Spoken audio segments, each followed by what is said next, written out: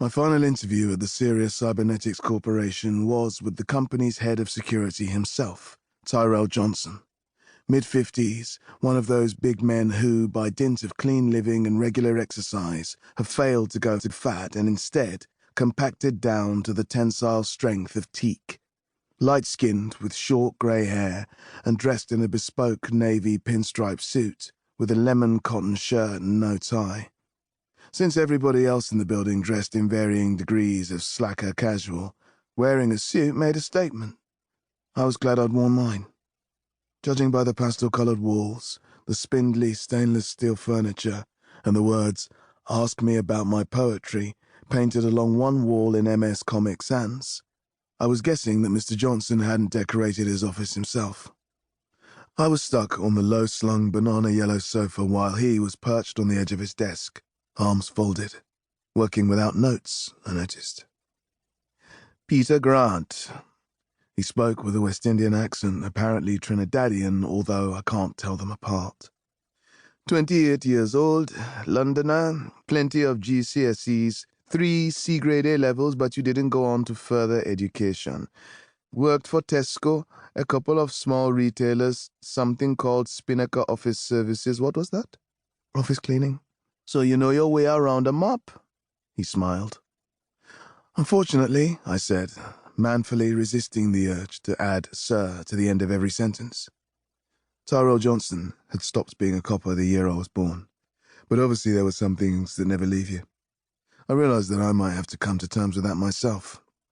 2 years as a PCSO, then you joined the Metropolitan Police and managed a whole 6 years before leaving. He nodded as if this made perfect sense to him. I wish it did to me. Following probation, you went into Specialist Organized and Economic Crime Command, said Johnson. Doing what exactly? It had been agreed that it would be counterproductive all round if I was to mention the Special Assessment Unit, otherwise known as the Folly, also known as, oh God, not them. That it had officers who were trained in magic was not exactly a secret, but definitely something nobody wanted to talk about, especially at a job interview. Operation Fairground, I said. Never heard of it. Nigerian counterfeiting gangs. Undercover? No, I said. Interviews, statements, follow-ups, legwork. Why don't we just get down to the main event? Said Johnson. Why did you leave the police? Being ex-job, Johnson was bound to still have contacts in the Met. He would have checked my name out as soon as my CV was shortlisted. Still, the fact that I was even having this interview indicated that he didn't know everything. There was a death in custody, I said. I was put on suspension. He leaned forward slightly for emphasis. Tell me, son, he said, were you responsible?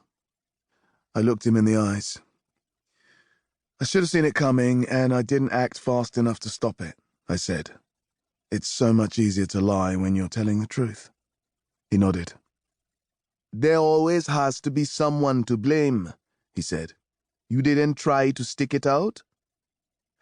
I was encouraged to move on, I said.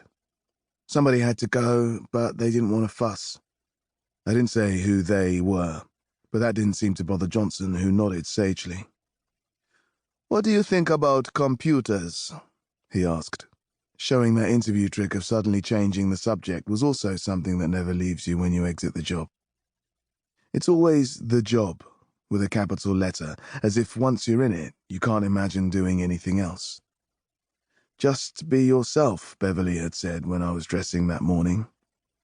I once played Red Dead Redemption for 24 hours solid, I said. Johnson's eyes narrowed, but there was amusement in the set of his mouth. It faded a little. I'll be honest with you, son.